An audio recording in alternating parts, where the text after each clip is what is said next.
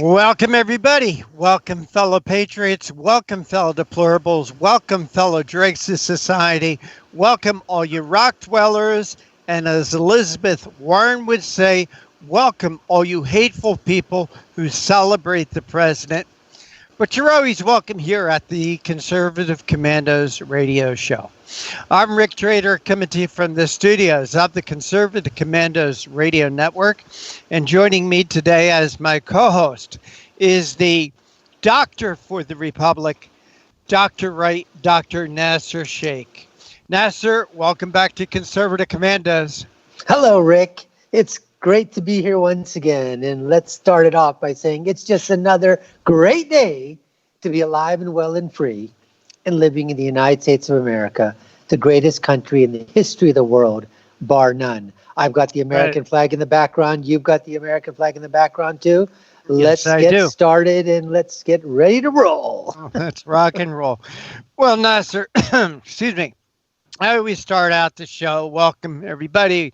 Welcome, fellow patriots, dregs of society, deplorables, rock dwellers, Elizabeth Warren saying hateful people who celebrate the president. Let's not forget what Beto O'Rourke said. Beto O'Rourke said, quote, "It's really hard not to view Trump voters as racist."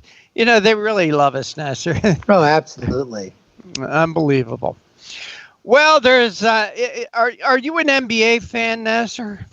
I watch a little bit. I'm not that big a thing. I mean, usually when the finals come around, it just sort of depends. But my passion is, football and baseball. Yeah. Well, it's getting harder and harder. It's getting harder and harder to be a sports fan. Of course, a couple of years ago, we had that Kaepernick thing, refusing to stand for the national anthem. The women's soccer team, they disrespected the flag. Now the NBA is fronting for the Chi-Coms. Explain that to us. Well, what happened was that the Brooklyn Nets owner basically tweeted something simple. He said, in terms of for the Hong Kong protesters, and, we're behind you. And you would have thought, that's a First Amendment right. We're here for democracy in other places, of all places also in Hong Kong, with the protesters now going on their 5th month battling the Hong Kong police. And as Rush Limbaugh calls the Chi-Coms out there. And so what's happened is that all of a sudden the NBA came out and said, wait a minute, you can't say something like that. Because, Rick, you have no idea, or maybe you do, we're talking a multi-billion-dollar industry in China for basketball. They love American basketball. They love their Chinese basketball that they play in there. They have got in this article that they talked about, the NBA has got some of their practice areas. Their buildings are literally within, in some cases, they said blocks of concentration camps where they're hurting over 1.5 million Uyghur Muslims in China, sending them to concentration camps out there and rehabilitation camps. And anybody that goes against the current dictatorial regime of the Chinese communists out there.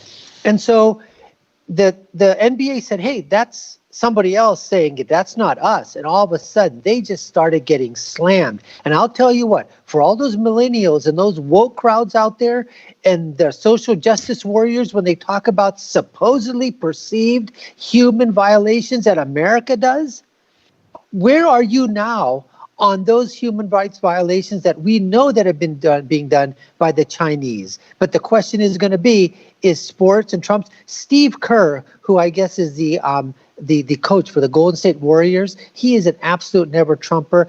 Every chance he gets, he hits this administration. He hits everything. That guy, Steve Kerr, is a coward. And I'll tell you what, I have heard word zero from him about what's happening in China. But that's what happens. Because you know what? The same thing we talk about the climate thing. How come, Rick, it's only America that has to worry about climate change and our carbon dioxide emissions? Nobody talks about what's happening in China when sometimes you have to go and wear a face mask and get oxygen puffs, from oxygen regulators because you can't breathe over in China. It's just hypocrisy every single intercoursing time, Rick, that it really ticks me off. Well, you're right about that. Do you remember during the Olympics? Yes. They had to shut down a lot of industries. They prevented people from driving their cars and because the air was so bad. And of Absolutely. course, it was the world stage. The eyes of the world was on China at the time and on Peking. And, oh, yeah, it was a story at that time. It was a story. But, Nasir, as you say, basketball is a huge, huge operation over in China. The NBA wants a piece of that. In fact, last year, the Philadelphia 76ers went over there and played some exhibition games. In fact, tonight, the 76ers are playing an exhibition basketball against a game against a team from China. And we know how the Chinese are. The Chinese, you don't say anything bad about them or else they're going to retaliate somehow, some way. They do it with business. They do it with industry. They do it with the people of Hong Kong. They'll do it with the NBA too. But instead of the NBA saying, well, you went too far, you don't go too far with it. No, they bow over, just like Barack Obama did. They're bowing over to the Chi-Coms and saying, oh, we don't mean it. It's not us. Don't get mad at us. Hey, look, I can see the motive. I can see the motive why the NBA would not want to insult China. And they don't care about the Chinese. They don't care about the Chinese people. They just care about appeasing a really awful Chinese government. You're right. And Hollywood has done this too. I forget what the movie it was. It was one of those ones where, there's action-packed movies where someone's trying to take over the government. And initially they had that it was the Chinese, communists had come into Washington, D.C., and China got so upset with that, said that they weren't going to show the movie in China, that they were going to basically censor it, that they ended up I think making the bad guys out to be Koreans or whatever. So, I mean, this is what happens, And you know what? They have the power to basically tell the Chinese, say, look, we can do it. I mean, China is not going to ban the NBA from coming to China. But you know what happens? The first thing is, run away from there. But they're, like I said before, but they'll eagerly and willingly decimate the United States in front of the whole world for their own causes. Yeah. But they won't say the same thing about another country that's doing far worse than what America has ever done. Well, and Nasir, no one in the world worries about offending the United States. Absolutely. Do they? Oh, no problem there.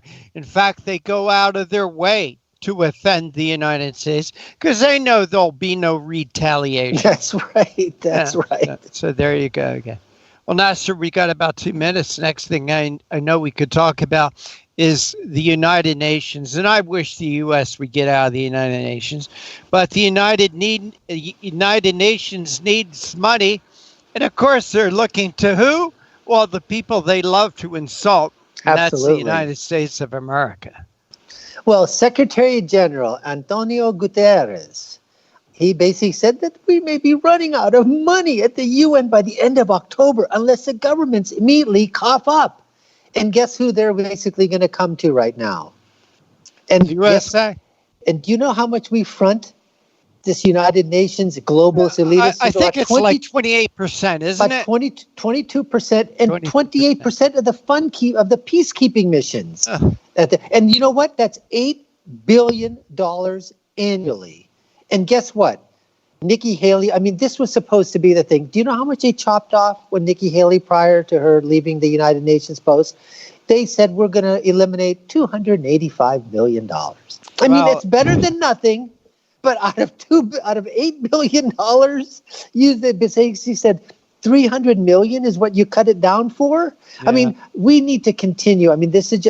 But you know what's going to happen, Rick? Unfortunately, the way Washington is, they're gonna kowtow. I mean, I don't know, because guess what? The House of Representatives, they control the purse string. So if it was up to Donald Trump, I presume he'd want to bankrupt him. But unfortunately, He's the president. He's not an emperor.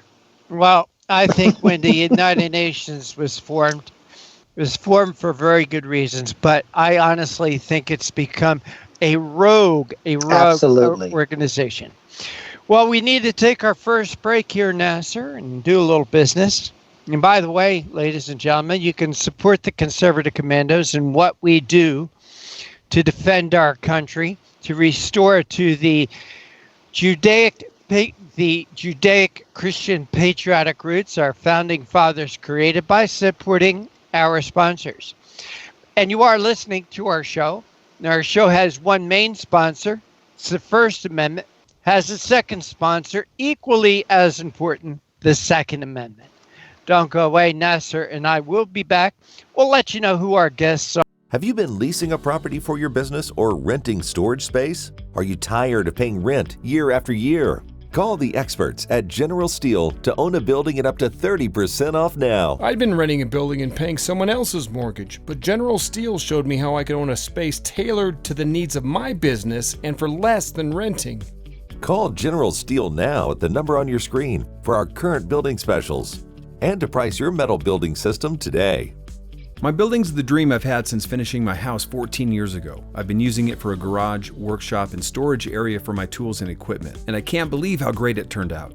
The economy is improving and the price of steel is expected to rise. Stop waiting. It could cost you thousands. Call General Steel now to see how you can own for less than you thought. Stop waiting to start your business or expand your operation. Call General Steel now.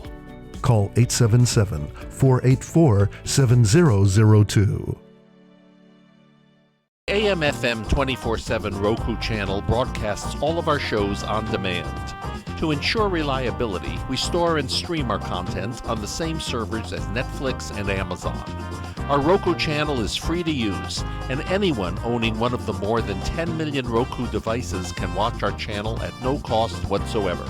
If you have a television show or are thinking about producing a show, you can be a part of AM/FM 24/7's Roku channel. Watch our great shows on your Roku device. It's free and more reliable than cable TV. Are you stuck with a timeshare? Did you attend the presentation and were seduced and enticed into buying that great vacation and investment? Now you're in the terrible position of trying to figure out a way to get out of that mess. You're not alone. For over 15 years, BuyYourTimeshare.com has been helping people like yourself get out of timeshare ownership. The fact is, there is no resale market. Unscrupulous telemarketers call you and say they have buyers waiting, and the next thing that happens is you give them hundreds of dollars for an ad, and you'll never hear from them again.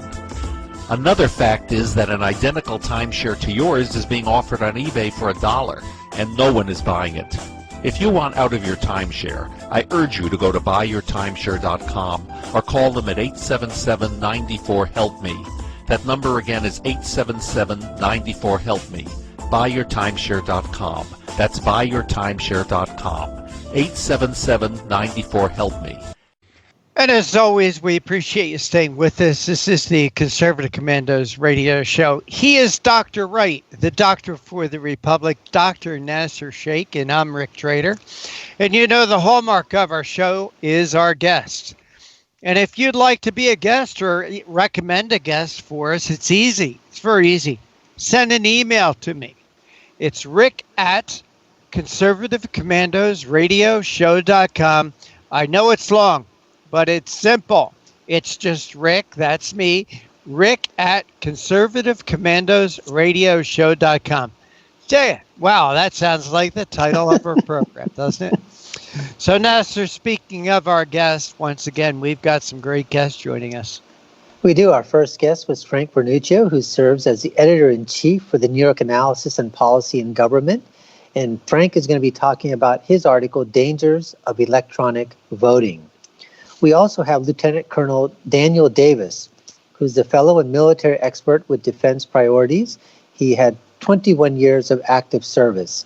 And he's going to be talking to us about an article by Benjamin H. Friedman, who's part of the Organization of Defense Priorities, talking about disentangling from Syria's civil war, the case for U.S. military withdrawal.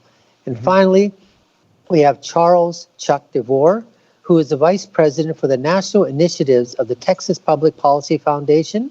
And Chuck is going to be talking to us about an interesting article. It is California versus Texas, oil and natural gas, comparing the two states. So we had three great guests lined up for us once again, Rick. All right. Indeed we do. Indeed we do. Well, Nasir, Donald Trump wants to hold a rally in Minneapolis. Okay. Those people on the other side aren't so happy about that. The fact the mayor is trying to prevent the rally. Tell us how they're trying to do it. Well, basically what happens is that a lot of times, security for when the president comes in, can run quite expensive. But usually what happens is that in the past, most of the time it's been the cities or the states, that have taken up that amount. And usually it's been in the 5 figures. Maybe it's touched, 6 figures, 100,000 or less. But in the past, they've been talking about that these have gone somewhere between $50,000 to $80,000. Well, guess what happened? We've got the leftist radical mayor, Jacob Frey, or Free, whatever his name is. He's attempting to extort President Trump's re-election campaign by basically saying that the security effort, and get this, for the Keep America Great rally, it's going to cost around $530,000. Well, which they said is 26 times the cost of security back when a similar rally was held for President Barack Obama. I mean, This is what they're going to do. So the Trump campaign and the Trump administration say, hey, listen, you decide to go ahead with this and cancel us, we are going to take every conceivable avenue that we can to sue your derrieres, basically. Well, it's simpler than that, Nasir. Just say we'll cut off your funding. Absolutely. Your city will not get any government funding. Nasir, when they talk about the price for security at these events, I always believe it's overinflated. Mm-hmm. And the reason I say that, what is the security? Well, it's basically police, right? Right. So you're telling me that the overtime or what they have to pay extra police to come in for security totals even $25,000? So that's ridiculous. That's ridiculous. Let's say they bring in 100 extra police officers, okay, and they're there for 2 hours at $50 an hour. That's what, $100 times 100 officers. I don't know. Help me with the math, Nasir. No, you're right. You're right. Was it 10,000? 10,000. And I'm sure a lot of these officers will be on duty, so they're on duty anyway, so you're not paying them anything extra. And look at all the benefit that is going to come to the economic city benefit of Minneapolis. I mean, you're going to have the eyes of the world on Minneapolis. And the only time that's happened recently is a couple of years ago when the Eagles kicked the Patriots' butt in the Super Bowl. I mean, who the hell goes to Minneapolis? I keep getting Minneapolis, Indianapolis, one in the same. I mean, they're cold as hell in the winter. They're so cold. The city in the winter is the Mall of America. But you get what I'm saying? This would be so good for the city if they welcomed the president. Well, this is the way. And in welcoming the president, they're welcoming America and say, hey, you too can come visit us, America. No, he's got to make a political statement, this mayor. And that's exactly what he's doing. I mean, I wouldn't even have known Jacob Free or Fry, whatever his name is. I had no idea that he was a mayor. And now, unfortunately, I do.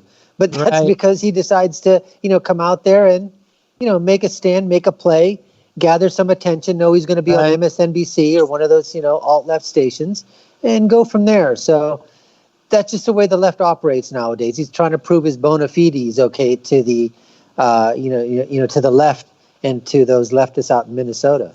All right. Well, Elizabeth Warren, she's out there again lying, Nasir. I mean, it's like every time this woman opens her mouth, another lie comes out.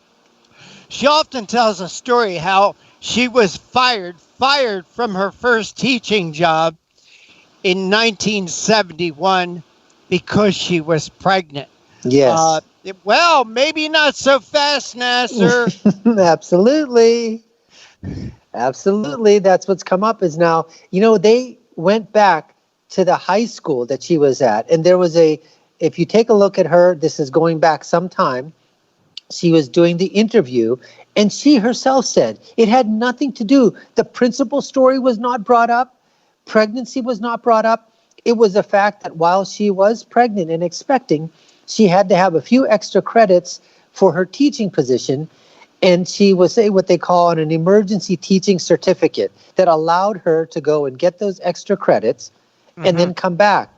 And now what we're hearing from that school, they have the documents that show that they offered her to stay on. And she herself said no. And the written comments on that document said, we really wanted her to stay because I'm paraphrasing now, we really liked her. And when she decided not to stay with us, I'm just saying the whole story now has been what? That some principal said, you're pregnant. Guess what?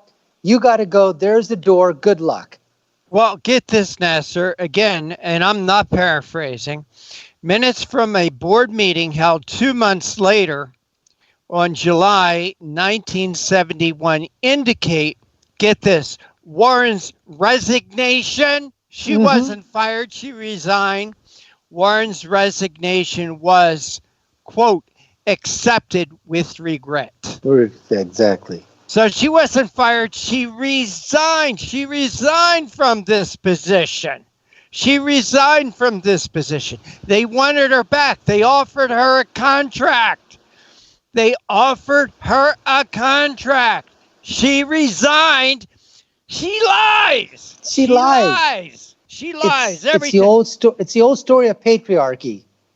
I'm a victim. I'm a victim of being, disenfranchised and, racist and bigotry because I was Indian and, couldn't get a position. And now it's because I'm a woman. Oh, now it's because I'm a woman who was pregnant. Oh, now it's because I'm a woman who was young and pregnant. And who was it? Men dominated, decided to take their course of action. That's what's happening. Absolutely. Oh, how unfair America is, and oh, how unfair the system is, and oh, I'm here to prevent bull. She resigned. That's Resigned right. is a whole lot different than being fired. Well, Nasir, we got to take a break, get our first guest of the day on with us. And you are listening to and viewing the Conservative Commandos radio show with Dr. Wright, Dr. Nasir Shaikh, and yours truly, Rick Trader. Don't go away. On the other side, we're going to have a good friend of ours join us, Frank Vernuccio.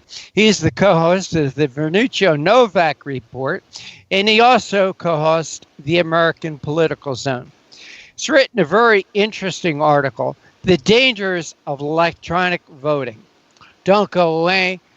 Everybody wants cheap airfare, but where do you find it? You call low-cost airlines. Their prices are direct from the airlines, and they're so low you can't find these fares published anywhere. They specialize in cheap flights, discount hotel rooms, cheap car rental rates, and great package deals anywhere around the world. Wherever you want to go, they can help you get there cheaply and with a best price guarantee. If you want the lowest prices on your airline tickets or other travel services, call now. That's right, call. That's the only way to get these rates. Experts are standing by 24/7 to get you the cheapest airfare and hotel rates available. So don't wait. Call right now for the lowest travel prices anywhere and for great last-minute travel deals too. Call 888-431-0562. That's 888-431-0562. 888-431-0562. 888-431-0562. Friend, do you remember when it felt good to withdraw your cash from the bank to expand a business, go on vacation, or buy a new car? Well, today, withdrawing your own cash has become a very risky business, according to The Secret War, a shocking new research report. I just read it. And folks, I was amazed to learn why banks are now required to spy on us for the government and then report any suspicious or unusual behavior. I suggest you get The Secret War free Just call the number on the screen, no charge, from the folks at Swiss America. And get this, did you know simply spending cash today may be enough to have you branded as a potential criminal? That's right. The new war on cash is really a war against all freedom-loving Americans. The secret war is yours free, so call the number on the screen and you can tell them Pat Boone gave you the number. Dish TV is better than cable TV. Here's why. Dish has the nation's lowest TV price, along with an award-winning DVR that can skip commercials, record 8 shows at once, and get access to thousands of movies at your fingertips. Cable simply can't even compare. So the smart choice is to cut the cable and get Dish. Plus, you get all these great TV features, free HD DVR upgrade, free installation, and free movie channels. Say goodbye to cable and get more with Dish TV. 877-290-7764, 877-290-7764. As an added bonus, you can switch to Dish now and receive a $50 Visa gift card. So call now and get Dish TV. Call 877-290-7764, 877-290-7764. That's 877-290-7764. Limited time offer, 24-month commitment and credit qualification required. Cancellation fee, monthly equipment fees, and other restrictions apply. Promotion can change at any time. And once again, we want to welcome you back to the Conservative Commandos radio show with Dr. Wright, the doctor for the Republic, Dr. Nasir Shaikh, and yours truly, Rick Trader. And for rebroadcast of our shows, please check out our website, CCRShow.com. That's CCRShow.com. Also, don't forget to like us, friend us, and follow us on Facebook and on Twitter. And with that, Nasir, we do have our first guest with us. He's a longtime friend of the show, as we love to say. Please make him feel welcome, as you always do with all our guests. Thanks, Rick. We have Frank Vernuccio, who serves as the editor-in-chief of the New York Analysis of Policy and Government. And they provide objective coverage on key issues that face America today. Frank is also the co-host of the Vernuccio Novak Report, which is nationally syndicated both in broadcast radio and on the web at amfm247.com. Frank also co-hosts the American Political Zone, which is broadcast in cable in Eastern Connecticut. Frank, welcome back to the Conservative Commandos radio show again. Rick, Nasir, it's great to be with you both. Well, great. We want to talk to you about a couple of articles that you wrote. Let's start off with the first one, Dangers of Electronic Voting. Give us an idea. What is it about? Everybody, we think we go down to the voting booth, we check off the ballot, with black pen, and we take our paper over to the scanner, push it through the scanner, and we make sure that it tells us, that our scan was complete and it took it in. But other than that, we really don't know. We're just relying on the integrity of the system that's there. Give us the idea as to what could go wrong. Well, there are conventions of professional computer hackers, the type of guys who work for banks and security companies who test to see whether those systems are secure. They found that those computerized, internet-connected computer voting systems could be broken into in about 15 minutes by anyone who knew what they were doing, which leaves the American voting system vulnerable, whether it's to foreign actors or domestic politicians who want to change that vote, or even to those who just want to cause chaos. Now, in a study, an organization called electiondefense.org said that the use of computers basically jeopardizes the entire integrity of the system, which brings us to the salient question. How did these things spring upon all the 50 states so rapidly just a couple of years ago? Look, America lasted about 250 years without any kind of problems in terms of fraud in terms of the electoral system. Well, it turns out that a lot of folks who make these machines and sell these machines went to the state capitals with a lot of campaign contributions in their side pocket and said, hey, look, this is a great system and it can be all yours, wink, wink, nod, nod, along with the campaign contribution if you buy these great systems. And so, of course, most of the states went ahead and bought them. I think in good faith they thought it probably was an upgrade to what they were doing. But the question really was, what did they upgrade? They downgraded the security of the system. And frankly, other than some of the TV networks and I guess the radio networks who got more instantaneous results, it didn't really improve the system at all, and it jeopardized the integrity of the system substantially. Well, you know, Frank, there was a show that was on ABC a few years ago. I think it ended last year or the year before, but it was on for about 7-8 years, called Scandal. And it talked about where somehow they were sort of going off the premise of what happened, you know, with the whole election. Karl Rove, you know, how he targeted Ohio with the certain groups, and they made up a city called Destiny, Ohio. And somehow they said there that the voting machines that they got, there was a chip that they had inserted in there. And basically what happened, they had pinpointed that this county, if it went whichever way, it would turn the election. And so the whole premise was that every time you voted for the Republican candidate, it put in 2 votes for the Democrat. And obviously the Democratic candidate, you know, won. And that's how the whole thing, you know, sort of spun off into the series. And people look at that and they go, you know, that's just Hollywood or that's just television. But you know, is it possible? I mean, with the way technology is today, you're saying hacking into the system electronically, like you talk about, if people are going to be doing things over the internet. I mean, what is to stop somebody from, you know, intercepting the vote that a person has and putting in a vote for the way they do have? I don't think it's out of the realm of possibility. Do you? No, it's out of the realm of possibility. It's within the realm of probability, I think.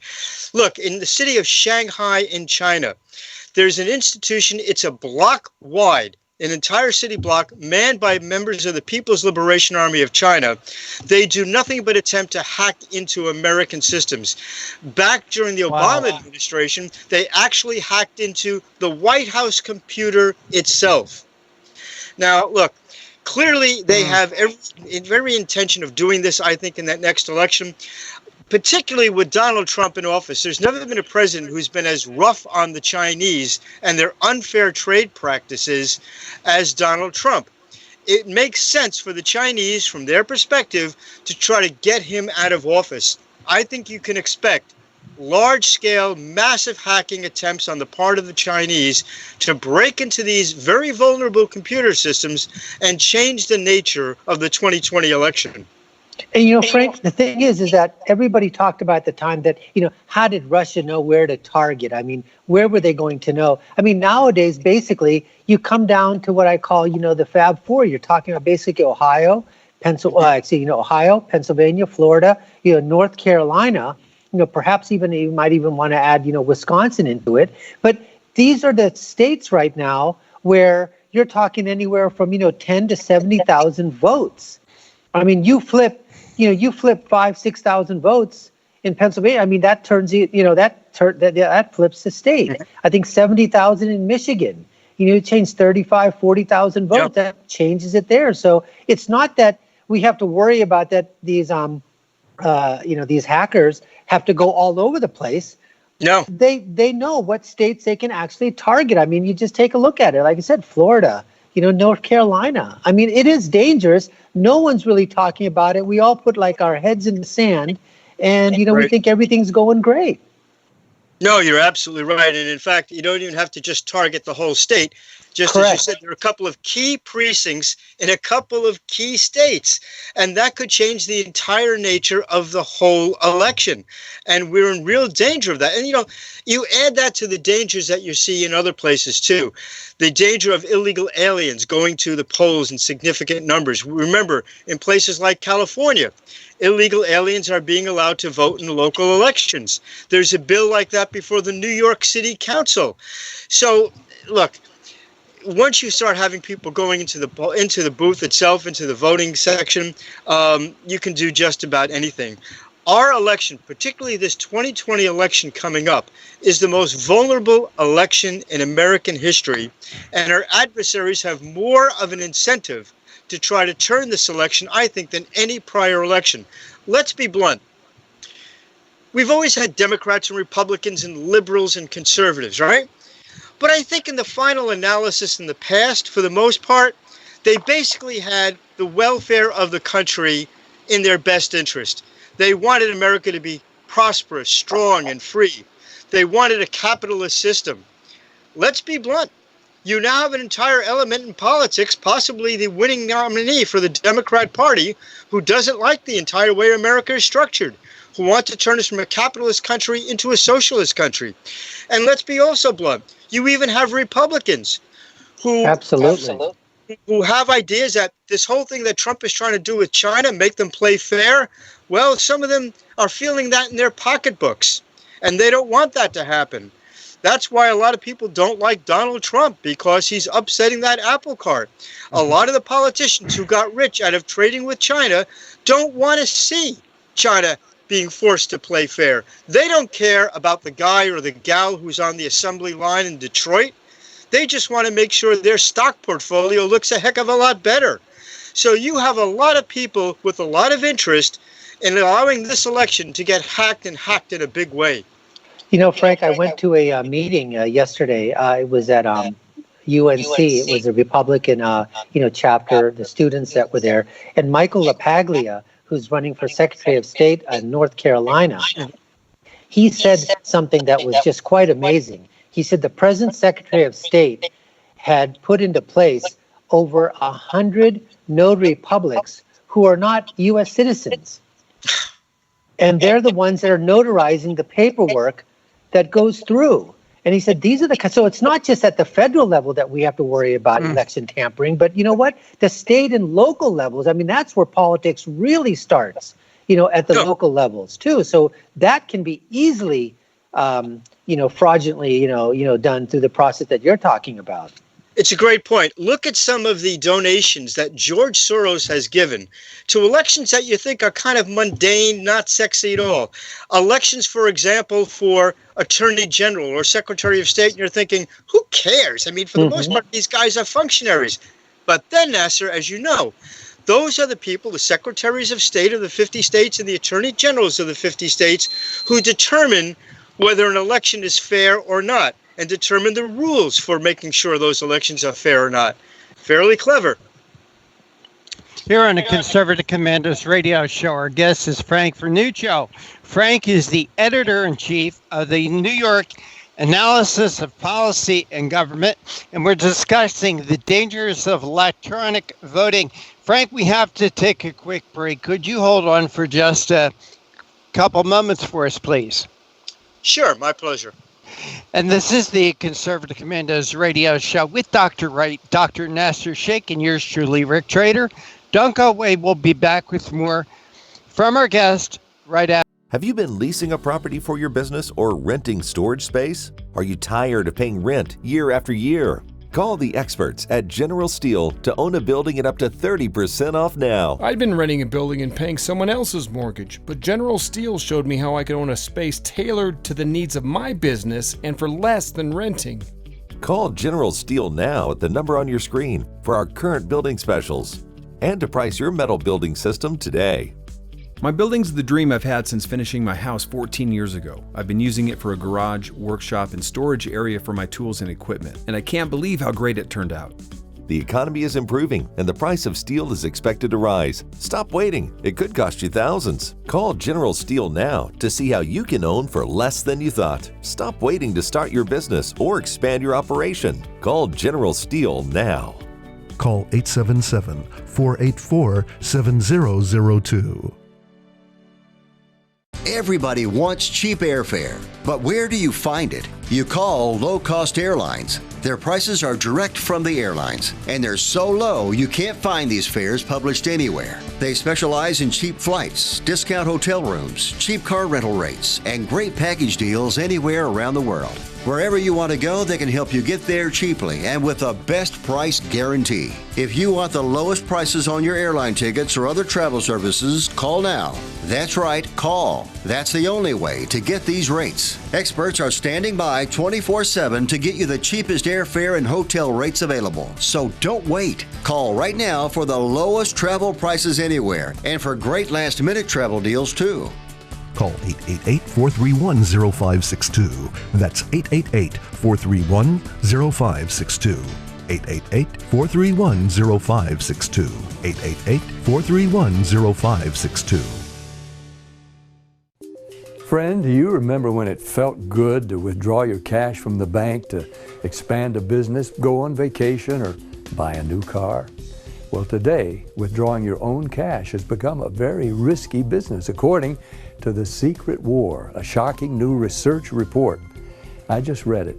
And folks, I was amazed to learn why banks are now required to spy on us for the government and then report any suspicious or unusual behavior. I suggest you get The Secret War free.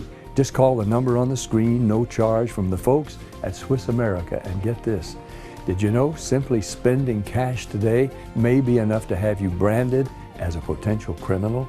That's right. The new war on cash is really a war against all freedom-loving Americans. The Secret War is yours free, so call the number on the screen and you can tell them Pat Boone gave you the number. And welcome back once again. This is the Conservative Commandos radio show with Dr. Wright, Dr. Nasir, Shaikh, and yours truly, Rick Trader. Want to give a shout out to folks who listen to us on radio stations in Jacksonville, Tampa, and the Villages, Florida, Las Vegas and Reno, Macon, Georgia, Lancaster and Pittsburgh, Boulder and Colorado Springs, Milwaukee, Wisconsin, Long Beach, California, also in Arlington, Virginia, and Washington, D.C., and seen on the AUN television network in Northern California. Places like Sacramento, San Jose, San Francisco, Silicon Valley, you get it. All the places that need to hear the conservative message.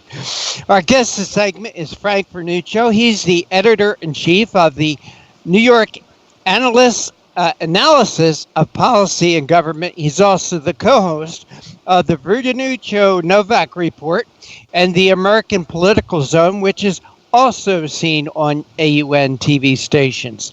Frank, thank you for holding through that break. We really appreciate your time. I look forward to our conversation. Frank, let's talk about these electronic voting machines. How prevalent have they become? Pretty much spread throughout the 50 states, not in every district, and there are different versions of them in each of the states. But most of them are basically tied to a computerized type system. A lot of them have no paper trail. And when Steve Levy, running for Fox News, was talking about this, he said, not having a paper trail is absolutely dangerous. Look, let's say you have a district like Nasir was talking about before, in a swing state like Pennsylvania, and you expect the district, because of the trade with China issue, to go solidly for President Trump. Instead, it goes for his Democratic adversary. And you say, well, that doesn't seem right. Let's check on that. If there's no paper trail, you just can't do that, and you just have to accept whatever that computer spit out. So having that paper trail is absolutely vital, and unfortunately a lot of the districts don't have that paper trail. Yeah. Frank, do any of them have a paper trail? Yeah, some do. Some do indeed. So the technology is there. Oh, the technology is there, but the question comes into, why did you need this technology in the first place? The Republic stood for over 200 years doing very well with paper ballots. Did we need this just to make sure that NBC could project the winner a couple of minutes faster than they otherwise could? When states, and I know I was in state and local government for 20 years, have such tight budgets, did they really need to spend so much money on buying all of these computers and redoing it? And I've heard from a number of people, and I've observed this myself, there appears to be a lot less privacy with the new system than with the old system. Look, in the old traditional system in a lot of big cities, you went into a booth, you pulled a big lever, a curtain closed behind you, you knocked over the levers to the candidate you wanted, you pulled back the curtain, it eliminated on the screen, on the I guess you call it a screen, who you voted for, and you walked out, totally private. Now you mark up a ballot. In many cases, you hand it to someone, and they help you insert it into a machine. There's a lot less privacy there. So you're seeing a number of detrimental aspects to this technology, and you have to ask, why do something that's less private, less secure than anything you had before? Well, Frank, you made the comment earlier, and I'll disagree with it a little bit, that you believe that both sides, both parties, at one time wanted fair and honest elections. Well, maybe they did at one time. But I'm really seeing and feeling, especially over the last 20 years ago, that fair and honest elections are not important. What is important is getting my party in power and keeping it there. What's the matter, Rick? Don't you believe that dead people in Chicago have the right to vote? No, I don't. No, I don't. Nasir brought up a TV show called The Scandal. I'll bring up a TV show called The Good Wife. And there was a couple of episodes in The Good Wife that dealt with voting machines. Now, let me tell you something about The Good Wife. It was great writing. It was horrible politics. Okay, the politics came from the liberal slant. But in these episodes, and there was, as I said, there were two storylines involving voting machines. One was that they put just like in the Scandal, Nasir, they put a chip in the machine that flipped the vote. Another episode or couple episodes was about competing people on the election boards who represented competing election machine companies. Right. And who was going to get the bid? Frank, there's a lot of money involved. I would imagine there's a lot of money involved in selling these voting machines. Oh, absolutely. And these lobbyists, they came to state capitals with a lot of bucks in their pocket for campaign contributions, and that's basically how they got their way. And isn't it fascinating, gentlemen, that a lot of these issues that I think everyone is sort of thinking of, but not out loud, that it's easier to talk about them in fiction shows rather than in practical conversation. There are not many shows other than the Conservative Commandos that were talking about the dangers of electronic voting. And it's a really important topic. And you see it in fiction, like in Scandal, like in The Good Wife, but you're not seeing that much of it on the evening news. It's one of those issues that's almost too sensitive to talk about. Well, you said you'd only hear it in places like Conservative Commandos. I think you'd also hear about it in the Vernuccio Novak report and also the American Political Zone, to be accurate. Well said. Frank, you have an example of how easy it is for these machines to be hacked, and you have an example. A University of Michigan professor answered a challenge made by the Board of Elections in the nation's capital, which was testing the new internet voting device in a mock election. Professor hacked this system within 36 hours. Yeah. Scary stuff. Now that's a professor. Consider what that entire network of PLA, People's Liberation Army folks in Shanghai, China, with all the resources of the Chinese government at its disposal, what it could do. Consider it.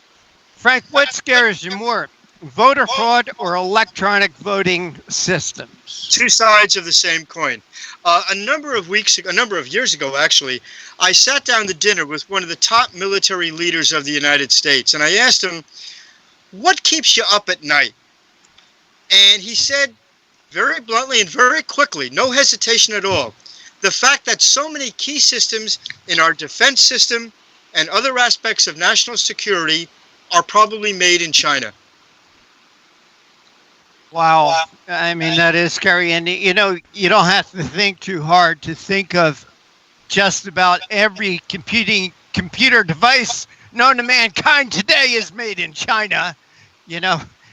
It's not too hard to follow the trail of dots, Frank Vernuccio. You don't have to be the brightest bulb on the tree. I'm certainly not, but you don't have to be the brightest bulb on the tree to realize the dangers of voter fraud here, do you? Not at all. And I think I dread to some extent what we're going to find out in 2020. I certainly hope that state governments as a whole and the Federal Election Commission in particular are looking at this problem seriously. And there's one other aspect. This big trend towards internet voting. where you can vote from home on your computer. Talk about Oh avenues. yeah, that sounds like a real winner. Hey, Frank Vernuccio, we got to run, but we want to thank you so much for joining us here on the Conservative Commandos radio show. Frank, please tell our audience how they could follow your work, read your writings, listen to the Vernuccio Novak Report, and watch the American Political Zone. Well, tune into the Conservative Commandos and AUN TV. You can catch our shows on various public channels across the country and radio stations as well. But our work is always available, including our columns, at usagovpolicy.com. Frank Vernuccio, thank you so much for joining us. Take care and God bless. Gentlemen, I look forward. AM/FM 24/7 Roku channel broadcasts all of our shows on demand. To ensure reliability, we store and stream our content on the same servers as Netflix and Amazon. Our Roku channel is free to use, and anyone owning one of the more than 10 million Roku devices can watch our channel at no cost whatsoever. If you have a television show or are thinking about producing a show, you can be a part of AM/FM 24/7's Roku channel. Watch our great shows on your Roku device. It's free and more reliable than cable TV. Are you stuck with a timeshare? Did you attend the presentation and were seduced and enticed into buying that great vacation and investment? Now you're in the terrible position of trying to figure out a way to get out of that mess. You're not alone. For over 15 years, BuyYourTimeshare.com has been helping people like yourself get out of timeshare ownership. The fact is there is no resale market. Unscrupulous telemarketers call you and say they have buyers waiting, and the next thing that happens is you give them hundreds of dollars for an ad, and you'll never hear from them again. Another fact is that an identical timeshare to yours is being offered on eBay for $1, and no one is buying it. If you want out of your timeshare, I urge you to go to BuyYourTimeshare.com or call them at 877-94-HELP-ME. That number again is 877-94-HELP-ME. BuyYourTimeshare.com. That's BuyYourTimeshare.com. 877-94-HELP-ME. Dish TV is better than cable TV. Here's why. Dish has the nation's lowest TV price, along with an award-winning DVR that can skip commercials, record 8 shows at once, and get access to thousands of movies at your fingertips. Cable simply can't even compare. So the smart choice is to cut the cable and get Dish. Plus, you get all these great TV features, free HD DVR upgrade, free installation, and free movie channels. Say goodbye to cable and get more with Dish TV. 877-290-7764, 877-290-7764. As an added bonus, you can switch to Dish now and receive a $50 Visa gift card. So call now and get Dish TV. Call 877-290-7764, 877-290-7764. That's 877-290-7764. Limited time offer, 24-month commitment and credit qualification required. Cancellation fee, monthly equipment fees, and other restrictions apply. Promotion can change at any time.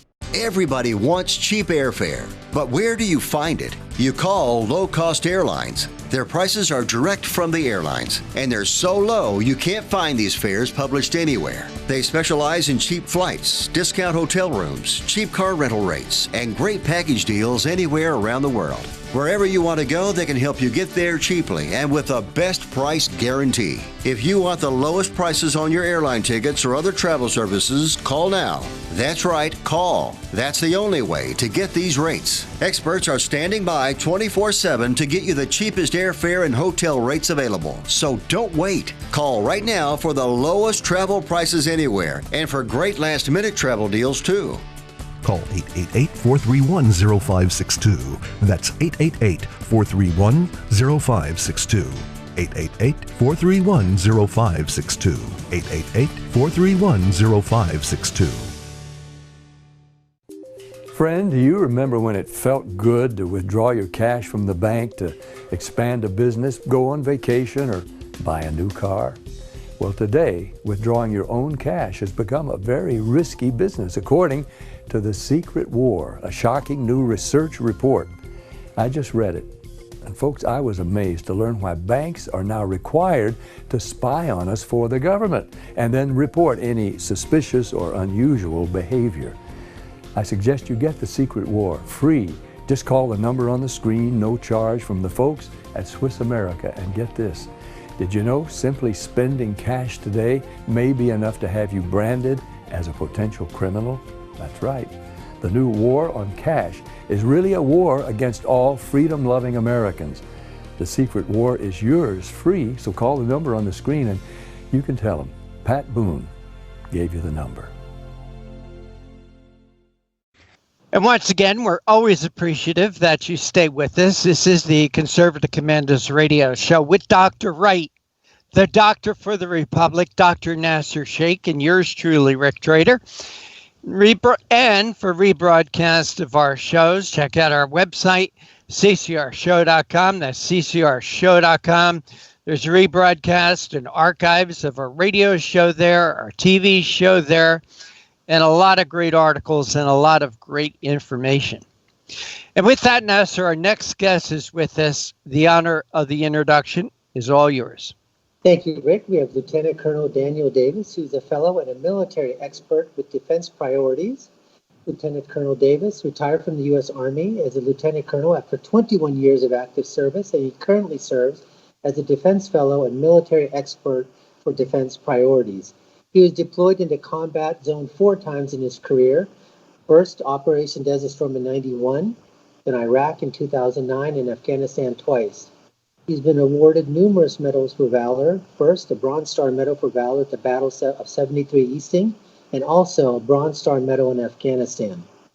He works on many defense and foreign affairs and social issues, published in many, many publications. Lieutenant Colonel Davis, first of all, we want to thank you so much for your service, for you and your family. It's an honor for you to be on our show, and welcome to the Conservative Commandos radio show, sir. Thank you very much. It's very kind of you to say. I appreciate it. Well, you know what? Everybody is basically apoplectic in Washington, D.C., and on all of the mainstream and left-stream news apparatus. One of the things I've always thought is that when everybody is running in one direction and everyone's good, you got to stop and think and say, do I run with them or do I go in the opposite direction? And this whole thing with Syria now is that it seems that everybody, you know, what I call the alt-left media, Democratic State Party controlled media, the leftists, and even some Republicans have just absolutely now, you know, are just hammering the president on a decision for Syria. And why don't you give us your perspective, your expertise on why you think the president has done the right thing here? Well, I will say right off the top that the way he's gone about this does leave something to be desired. It could most definitely have been handled better and more effectively, even within just the United States government in terms of the Department of Defense, what they knew, when they knew, what the president was going to do, and how it was publicized. You know, there's some real challenges there but those are really issues in terms of you know, inner functioning and almost academic proposal or processes, if you will. But the thing that's the most important is really, I found very perplexing, whether it's the left or the right or the media or almost any other category you want to talk about. Almost everyone is unified so far in their condemning this action as though it's some horrible thing that we're doing, that it's some obvious failure that we're making, that we should have, you know, supported the Kurds. We should not even think about leaving. And it's, you know, just basically handing some victory over to Syria, to Russia, or to Iran in some way. Nothing could be further from the truth.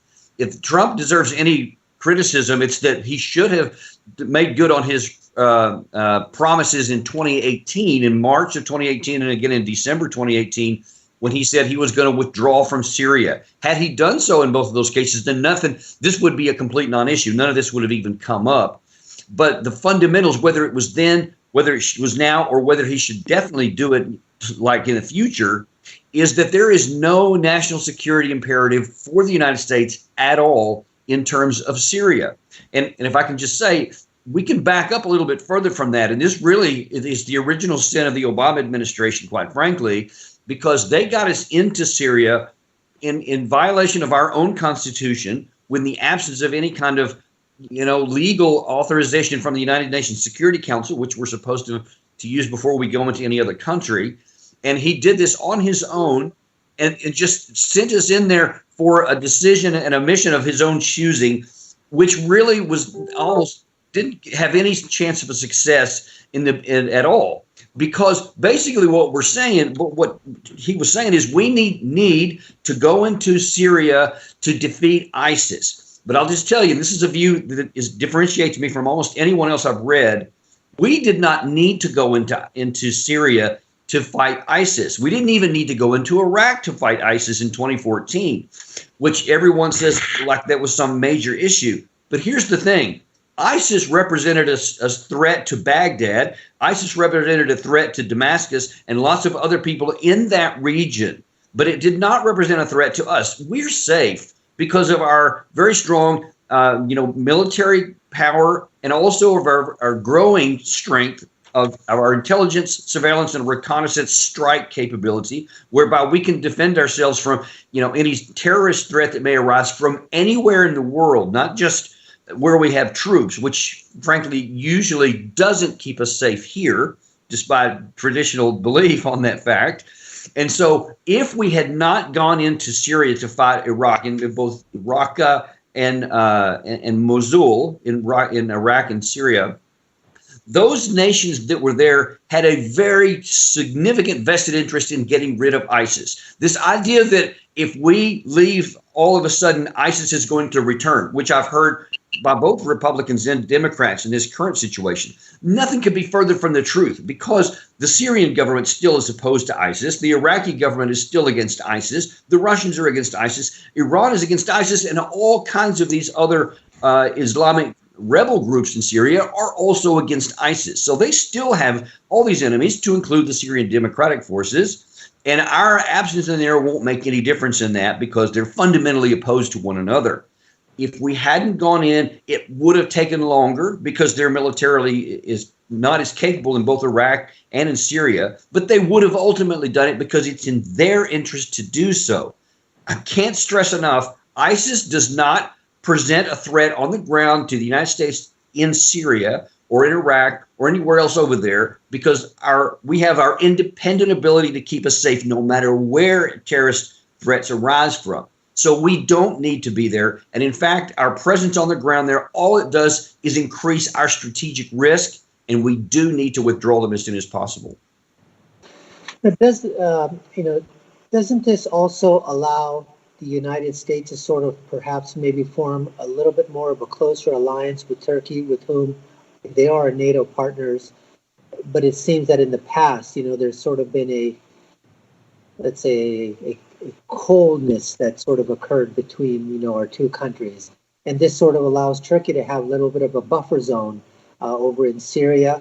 And at the same time, like you were saying, it sort of checkmates everybody, because you're saying the other players in the region, the Russians, the Iranians, the Kurdish forces, the Turks, they all have a vested interest in getting rid of ISIS. So why don't we let them clean up that mess, if in case, as some of these pundits are saying, that ISIS rears its ugly head again?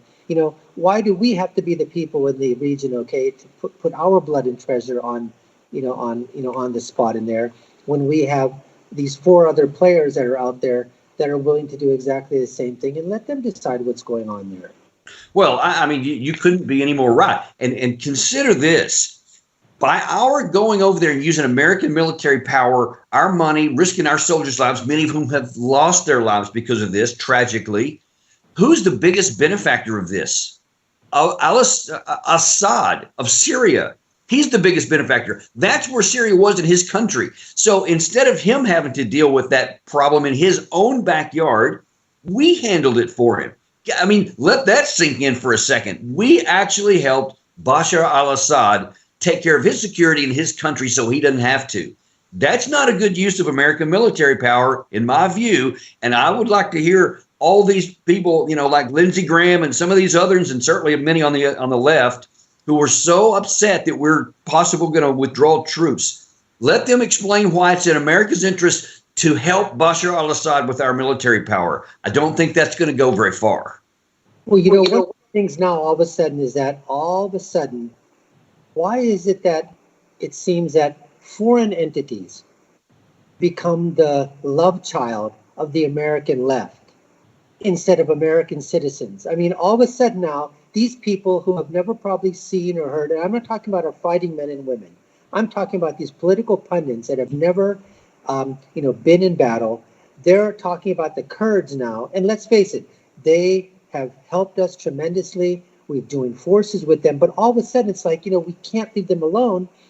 And you in this article here that you're basically discussing is that the Kurdish People's Protection Units, what they call the YPG militia, they were the ones that were doing most of the ground fighting against ISIS in Syria. And they're now saying that because America is going to leave, it's going to leave the Kurds open to attack, and the Turks, the Turkish army is going to come in and rout them. Give us some of your perspective on that. Is this just people trying to, whip up a frenzy and basically, want to stay the course in Syria? Well, I'll tell you, first of all, I do have great sympathy for the Kurds that are living over there. And I know some Kurds who live in Iraq, in Erbil, in that area, and they're really good people, and they, for the most part, just want to be living in peace and not live in war. And I can certainly appreciate that, and I endorse that. Anyone's view who wants to live in peace, and I get that. And from their perspective, I can understand them wanting to, feeling betrayed, and they're like, why did you do this to us? You're leaving us to the Turks. But look, we have to be honest about this and look at it in a true, realistic situation here. The first point is that the idea that we're abandoning the Kurds would imply that we had made some representations or promises that we would always defend them. And there is no such representation. We never agreed or even implied that the United States military was going to be protecting the Kurds indefinitely. I mean, absolutely not. And the second point is that it is the Kurds who far and away have benefited more from this relationship than we have. Because as I pointed out, we actually are not at risk or at threat of attack from ISIS in Syria and Iraq. They are. The Kurds very much are. It's in their own country. I mean, they were driven from their homes. Their families were attacked by ISIS. So they have a direct threat from ISIS that they need to attack. So they have a motivation to do this. And we basically, by loaning them our Air Force and our special operations ground controllers, this is what we've basically done, that they used to take ISIS and drive them out of Raqqa and several other villages. So they owe a great deal of thanks to the United States for having done what we've done up to this point. There should be no expectations that we're going to stay there forever and continue to fight their battles within the borders of an independent sovereign state. That we shouldn't even be there legally or from the international or our own national laws, but we definitely aren't going to stay there forever.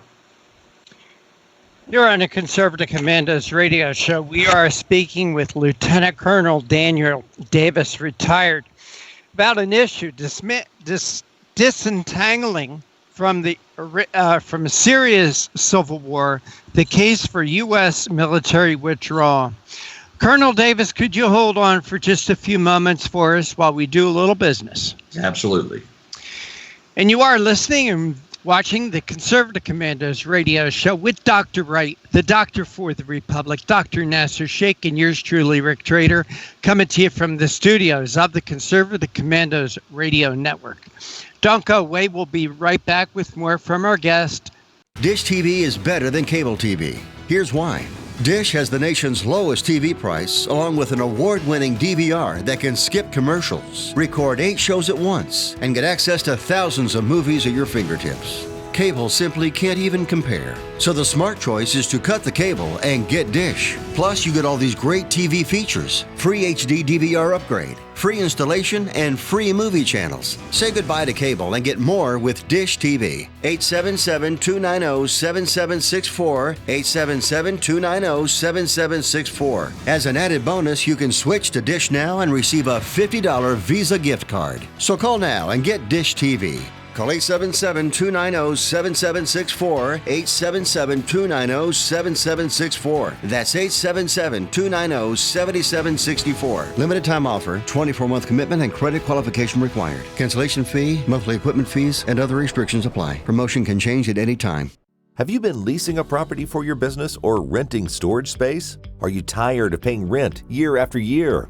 Call the experts at General Steel to own a building at up to 30% off now. I'd been renting a building and paying someone else's mortgage, but General Steel showed me how I could own a space tailored to the needs of my business and for less than renting. Call General Steel now at the number on your screen for our current building specials and to price your metal building system today. My building's the dream I've had since finishing my house 14 years ago. I've been using it for a garage, workshop, and storage area for my tools and equipment, and I can't believe how great it turned out.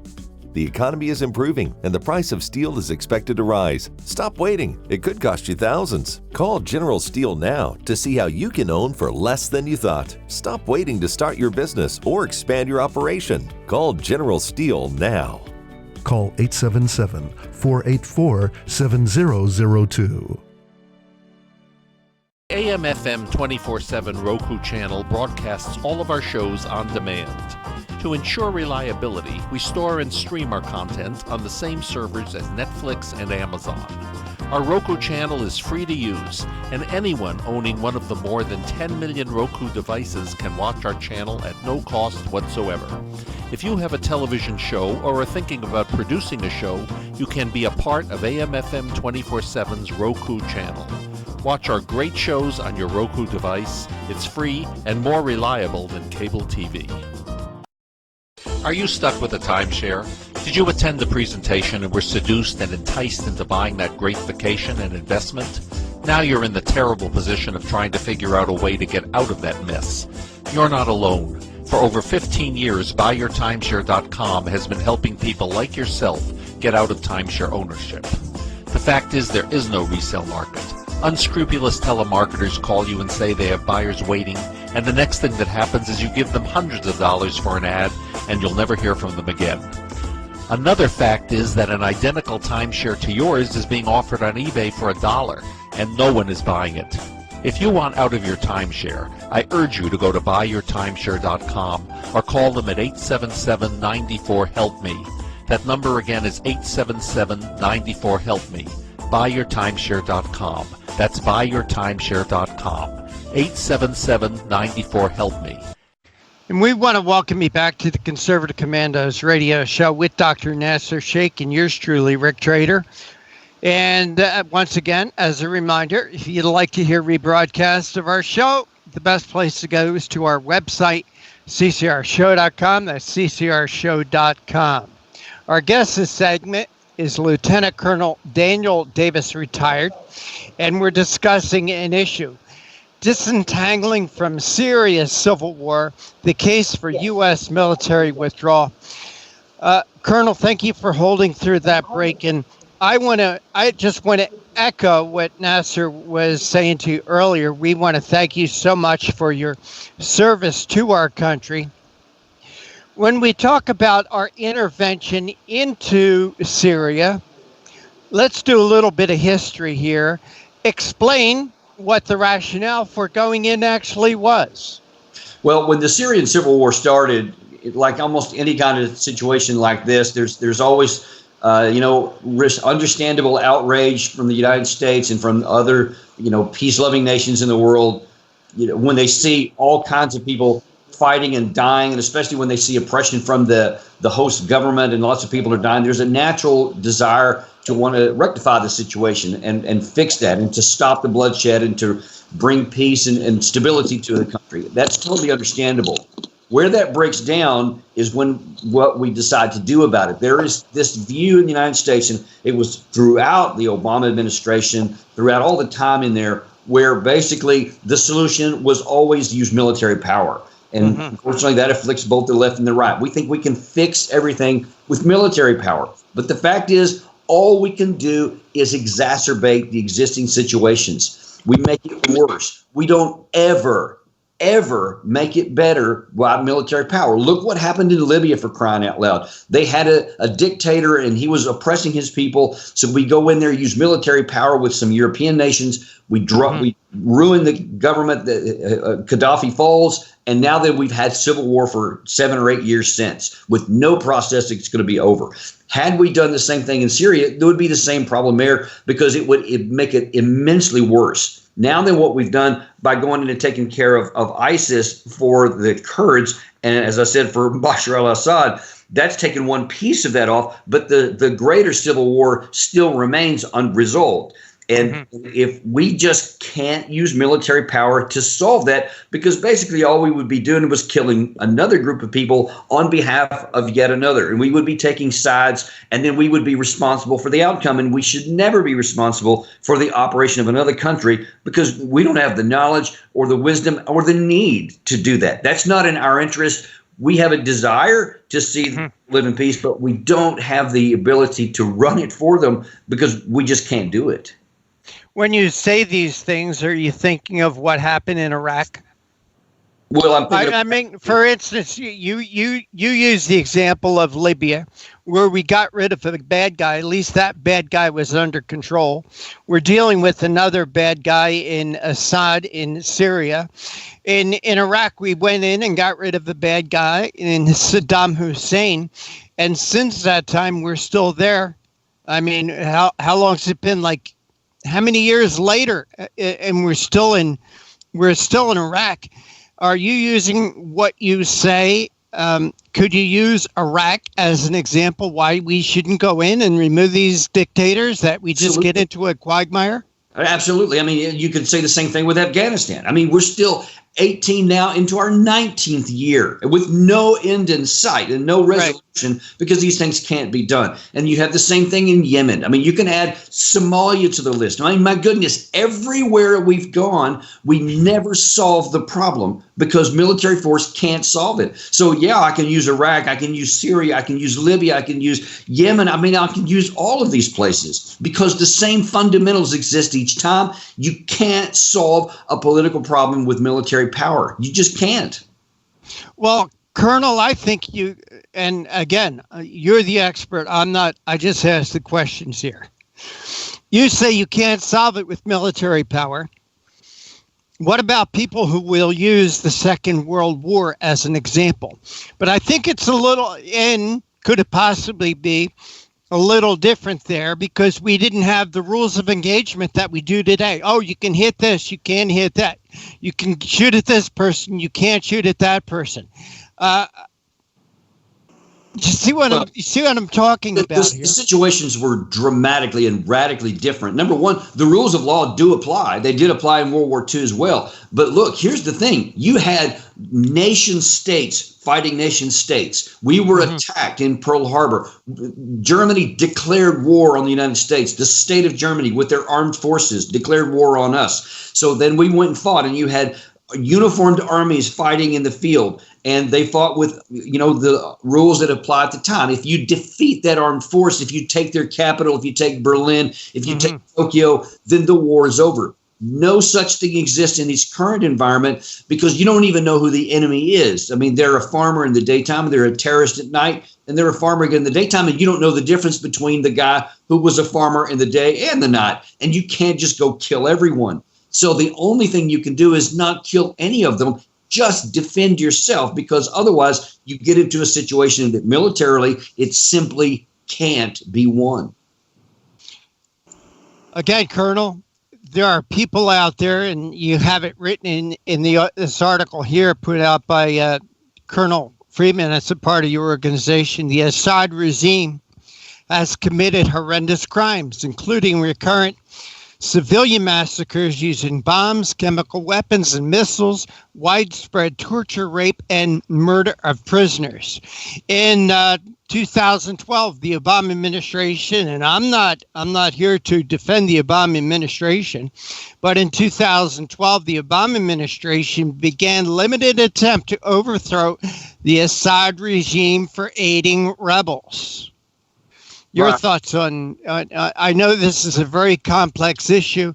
I'm just bringing up the issues as you have them, as is in this article. It's a terrific report in this report, and asking you to respond to them. Yeah. I don't know, Colonel, there doesn't seem to be any good answer. Well, we're damned if we do, we're damned if we don't. Well, but we're not damned if we don't. That's the point, is that if you have a situation, and we'll all agree that it's a horrific situation and the Civil War there is terrible and all the things that were mentioned there were happening. Those are facts. We're not wishing those away. But what you have to get down to when you're talking about using American national power is what can you accomplish and what can you not accomplish? And if the facts are, and a sober analysis says that you can't eliminate the problem by using military power, then it becomes foolish to try it anyway. To say, well, we'll be damned if we don't and damned if we do. But we know we're going to be damned if we do, so let's don't, because we can't stop it. And if we know, and let's take Afghanistan as a great example. So the idea that any talk about Trump trying to withdraw from Afghanistan immediately has all these same people you're talking about how we can't do it because all these horrible things, it'll cause a civil war to break out. Well, look, do you realize that there is a civil war going on in Afghanistan, and there has been since 1994. Our attack in 2001, in October of 2001, interrupted the civil war, which was between what was called the Northern Alliance and the Taliban. Well, after a few years of, we decimated the Taliban, well, when they started coming back, those same two sides have continued to fight. So even though we're there, we didn't stop the civil war, we've just perpetuated it. So we need to withdraw because we can't stop it with our military power. And so then the reason that's important is so that we don't continue to get into these situations, to try in Syria, to try in any of these other places, Yemen or anywhere else that people, like Venezuela, for crying out loud, some people wanted to. All you can do is exacerbate it. You simply can't stop it. So don't try, and at least prevent and preserve American lives. Just imagine how many American lives we've lost in Iraq, we've lost in Syria, we've lost in Afghanistan, and we can't even make a difference. So if we can't stop that, don't kill our own troops. There again, General, we didn't do it in Vietnam either. I really do think that, and I'll give you about 30 seconds to respond to it because we're coming up against a hard break, that I believe militarily we can win these things. Politically, we always lose them. You want to respond to that? Well, we can and have won virtually every tactical fight in 18 years in Afghanistan. But that's meaningless because you can't win the strategic battle because the other side is willing, just like in Vietnam, they're willing to sacrifice and pay millions of lives. And the same is true here. So it doesn't matter if we can win tactically or not. All right. Lieutenant Colonel Daniel Davis, retired. Again, we want to thank you so much for your service to our country. We also want to thank you for joining us here on Conservative Commandos. This is a terrific report written by Benjamin H. Friedman of your organization, Defense Priorities. Please tell our audience where they could go to find out more. Yeah, you can go to defensepriorities.org, or you can see all of our current and active stuff, which is routinely updated on our Twitter account, which is at DEF Priorities, at DEF Priorities. That's where you can get all the latest breaking information. All right. Again, thank you so much for joining us. Take care and God bless. My pleasure. Thank you. This is the Conservative Commandos radio show with Dr. Wright, Dr. Nasir, Shaikh, and yours truly, Rick Trader. And as promised, we are going to bring on Chuck DeVore. He's the Vice President for National Initiatives at the Texas Public Policy Foundation. We're going to discuss the differences between the oil industry in Texas versus that of California. Don't go away. We'll be right back with our next guest. Have you been leasing a property for your business or renting storage space? Are you tired of paying rent year after year? Call the experts at General Steel to own a building at up to 30% off now. I'd been renting a building and paying someone else's mortgage, but General Steel showed me how I could own a space tailored to the needs of my business and for less than renting. Call General Steel now at the number on your screen for our current building specials and to price your metal building system today. My building's the dream I've had since finishing my house 14 years ago. I've been using it for a garage, workshop, and storage area for my tools and equipment, and I can't believe how great it turned out. The economy is improving, and the price of steel is expected to rise. Stop waiting. It could cost you thousands. Call General Steel now to see how you can own for less than you thought. Stop waiting to start your business or expand your operation. Call General Steel now. Call 877-484-7002. Everybody wants cheap airfare, but where do you find it? You call low-cost airlines. Their prices are direct from the airlines, and they're so low you can't find these fares published anywhere. They specialize in cheap flights, discount hotel rooms, cheap car rental rates, and great package deals anywhere around the world. Wherever you want to go, they can help you get there cheaply and with a best price guarantee. If you want the lowest prices on your airline tickets or other travel services, call now. That's right, call. That's the only way to get these rates. Experts are standing by 24/7 to get you the cheapest airfare and hotel rates available. So don't wait. Call right now for the lowest travel prices anywhere and for great last-minute travel deals too. Call 888-431-0562. That's 888-431-0562. 888-431-0562. 888-431-0562.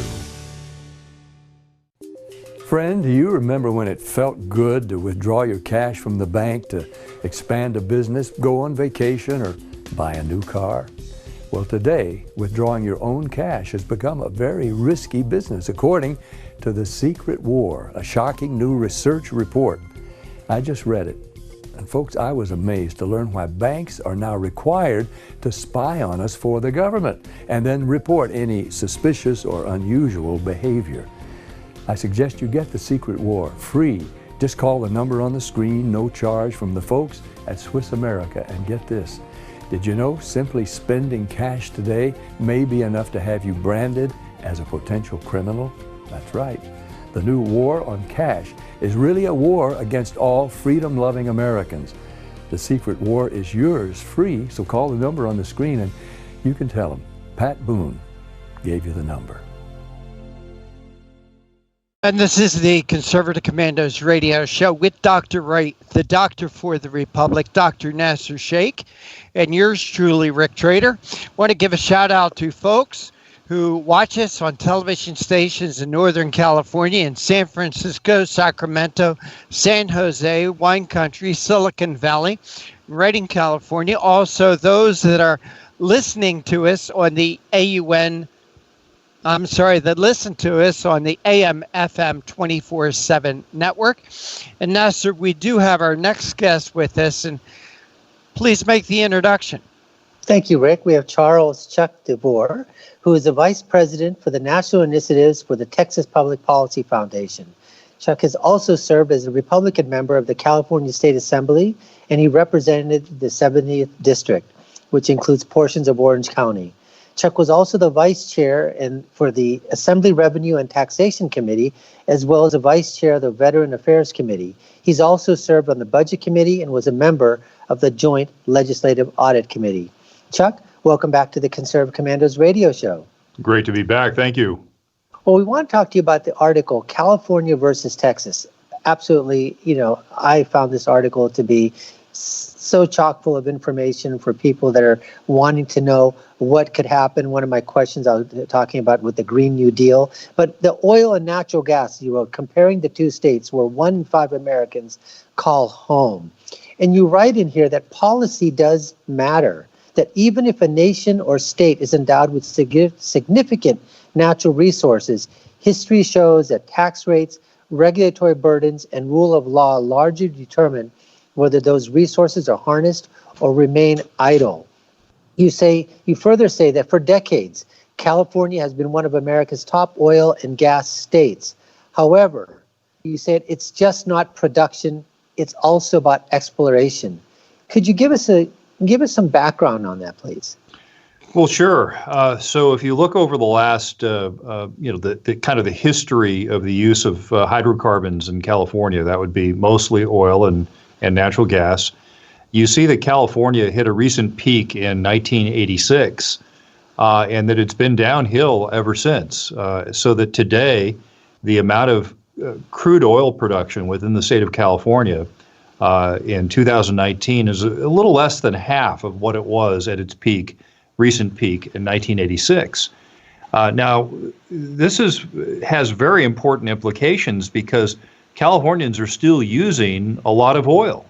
And so now what's happening is back in 1986, for example, or just a couple of decades ago, you had most of the oil that we were using coming from California and Alaska. Now, most of the oil we're using is coming from overseas, from places like Saudi Arabia and Colombia. And as a result, we have a lot more oil tankers off the coast of California.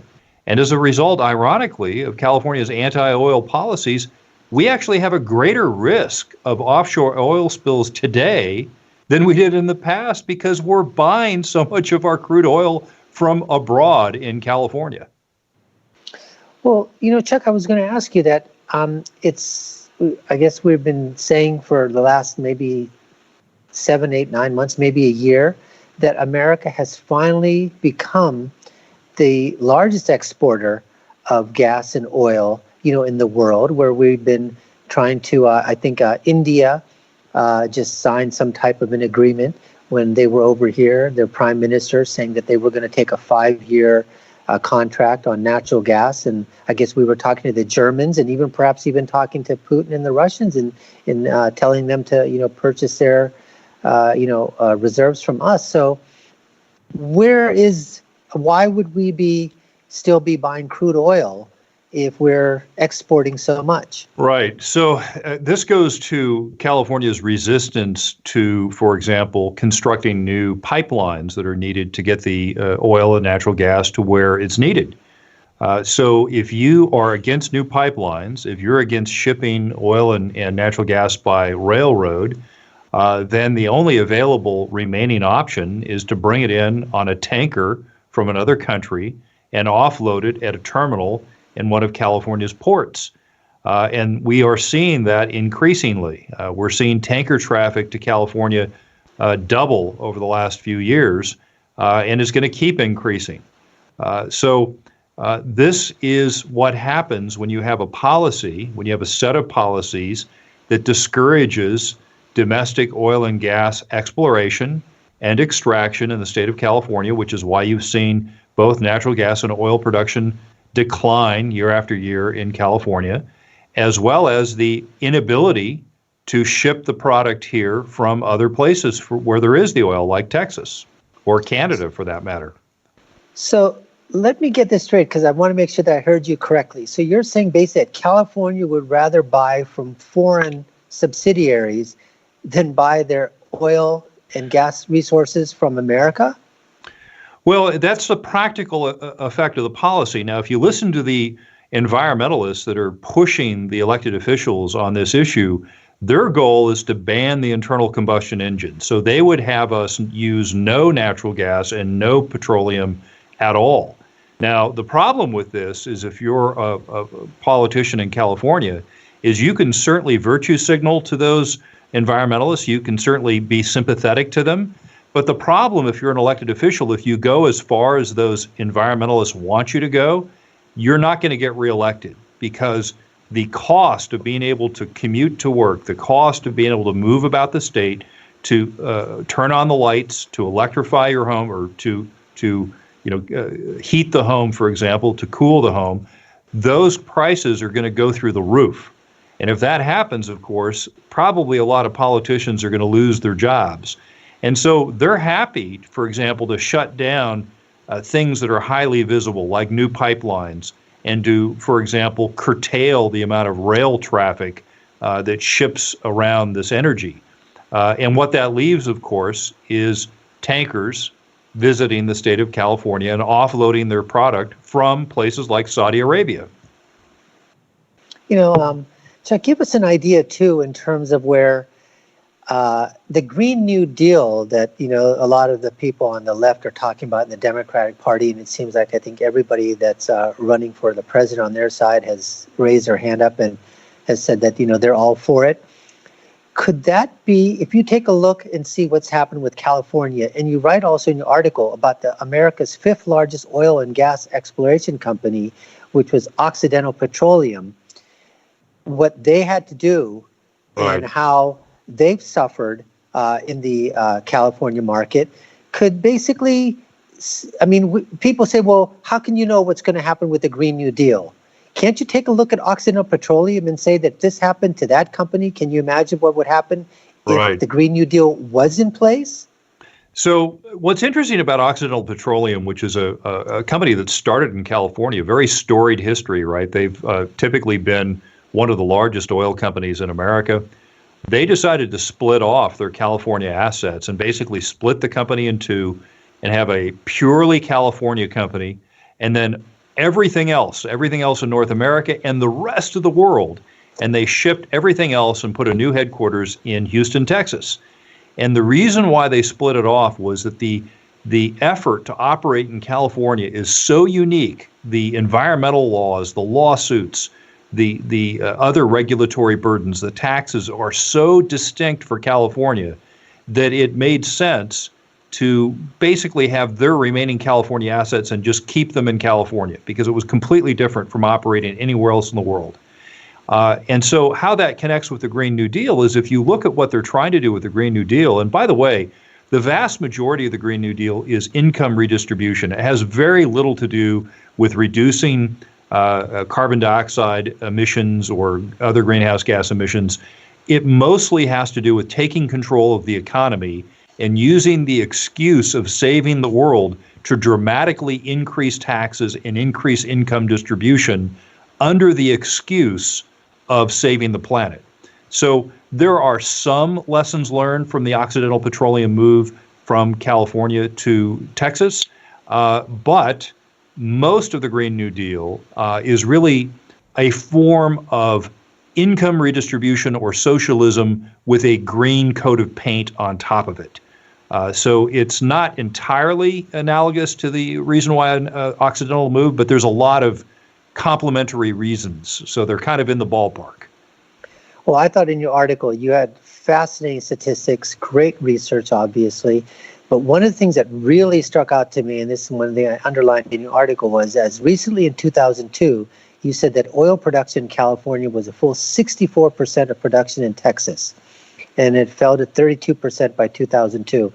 But this statistic is just absolutely incredible, is that by 2017, you write, that it was only 14% of Texas's total. In other words, 174,000 barrels to almost 3 million barrels. Right.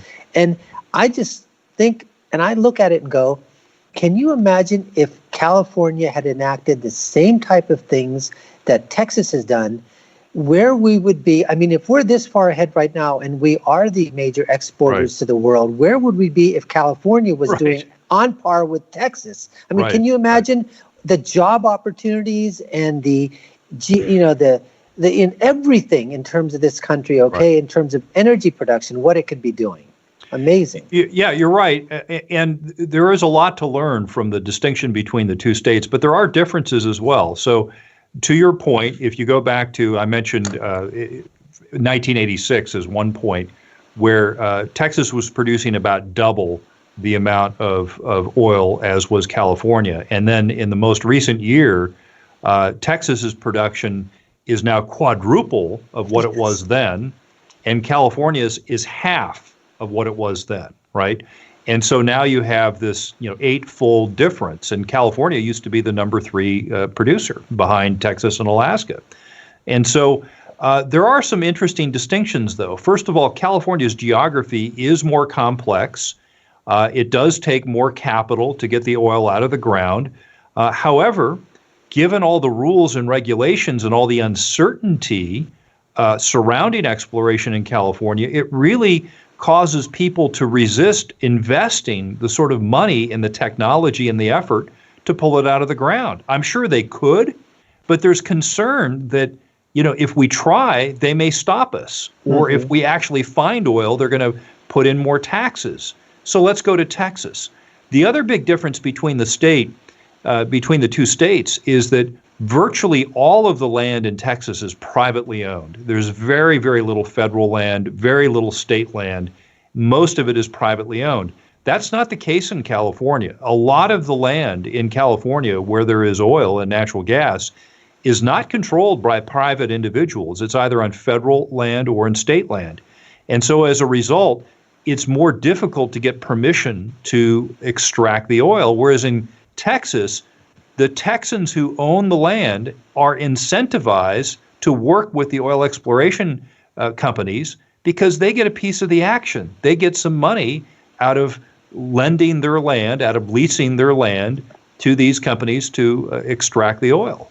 And so I think that's another important lesson, is the benefits of private property rights and how those incentivize exploration and extraction of our natural resources. Here on the Conservative Commandos radio show, our guest is Chuck DeVore. He's Vice President for National Incentives for the Texas Public Policy Foundation. Chuck, we have to take a quick break. Could you hold on for just a few moments for us, please, while we try to make a little money? AM/FM 24/7 Roku channel broadcasts all of our shows on demand. To ensure reliability, we store and stream our content on the same servers as Netflix and Amazon. Our Roku channel is free to use, and anyone owning one of the more than 10 million Roku devices can watch our channel at no cost whatsoever. If you have a television show or are thinking about producing a show, you can be a part of AM/FM 24/7's Roku channel. Watch our great shows on your Roku device. It's free and more reliable than cable TV. Are you stuck with a timeshare? Did you attend the presentation and were seduced and enticed into buying that great vacation and investment? Now you're in the terrible position of trying to figure out a way to get out of that mess. You're not alone. For over 15 years, BuyYourTimeshare.com has been helping people like yourself get out of timeshare ownership. The fact is, there is no resale market. Unscrupulous telemarketers call you and say they have buyers waiting, and the next thing that happens is you give them hundreds of dollars for an ad, and you'll never hear from them again. Another fact is that an identical timeshare to yours is being offered on eBay for $1, and no one is buying it. If you want out of your timeshare, I urge you to go to BuyYourTimeshare.com or call them at 877-94-HELP-ME. That number again is 877-94-HELP-ME. BuyYourTimeshare.com. That's BuyYourTimeshare.com. 877-94-HELP-ME. Dish TV is better than cable TV. Here's why. Dish has the nation's lowest TV price, along with an award-winning DVR that can skip commercials, record 8 shows at once, and get access to thousands of movies at your fingertips. Cable simply can't even compare. So the smart choice is to cut the cable and get Dish. Plus, you get all these great TV features, free HD DVR upgrade, free installation, and free movie channels. Say goodbye to cable and get more with Dish TV. 877-290-7764, 877-290-7764. As an added bonus, you can switch to Dish now and receive a $50 Visa gift card. So call now and get Dish TV. Call 877-290-7764, 877-290-7764. That's 877-290-7764. Limited time offer, 24-month commitment and credit qualification required. Cancellation fee, monthly equipment fees, and other restrictions apply. Promotion can change at any time. Have you been leasing a property for your business or renting storage space? Are you tired of paying rent year after year? Call the experts at General Steel to own a building at up to 30% off now. I'd been renting a building and paying someone else's mortgage, but General Steel showed me how I could own a space tailored to the needs of my business and for less than renting. Call General Steel now at the number on your screen for our current building specials and to price your metal building system today. My building's the dream I've had since finishing my house 14 years ago. I've been using it for a garage, workshop, and storage area for my tools and equipment, and I can't believe how great it turned out. The economy is improving and the price of steel is expected to rise. Stop waiting. It could cost you thousands. Call General Steel now to see how you can own for less than you thought. Stop waiting to start your business or expand your operation. Call General Steel now. Call 877-484-7002.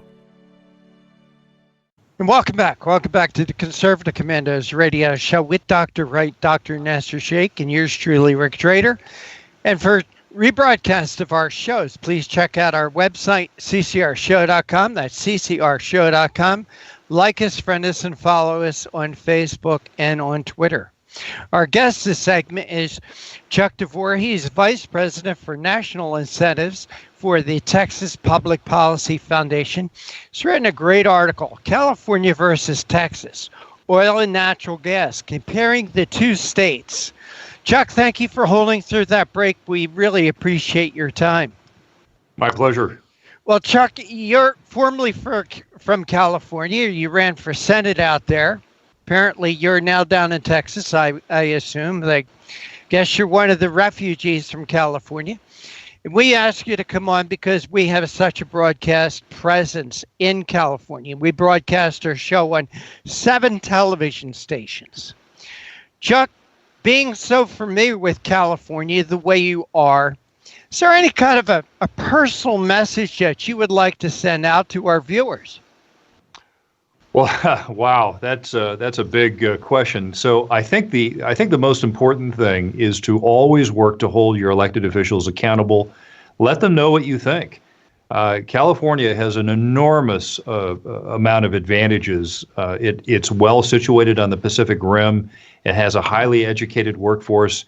It has a world-class university system, tremendous amount of intellectual property being generated in Silicon Valley and Hollywood.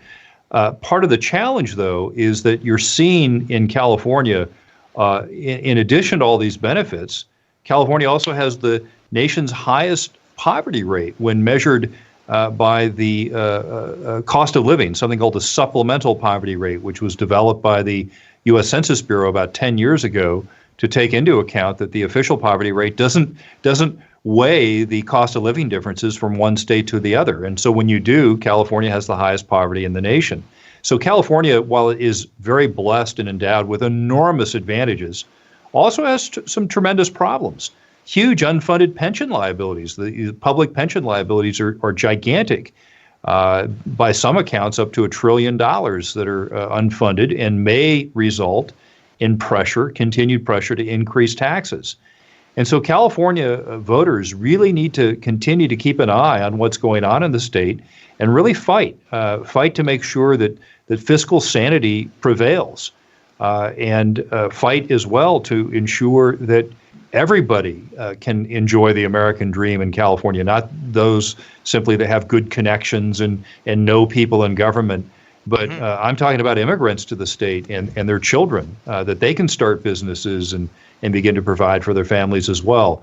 So great state, plenty of advantages. However, sadly, every year now for the last decade or so, more Californians leave California than people move into California from other states. Mm-hmm. And of course, you're seeing those people go to Texas and Nevada and Washington and Oregon and Arizona. And that's unfortunately signaling a few things: the high cost of living, the high housing costs, high taxes, heavy regulatory burden. All of these things, by the way, can be addressed and fixed. Chuck, how would you relate to what you just said about the problems of California with a possible solution? And that's investing in their gas and oil industry, something that they're actually trying to do away with. How would investment, how would letting the oil and gas industry use what's in the ground to help the economy of California?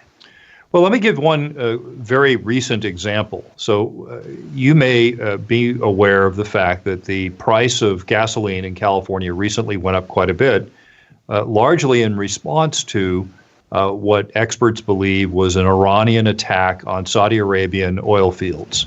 Now, as I mentioned in the previous segment, California has become very heavily dependent on importing oil from Saudi Arabia over the last 20 or 30 years.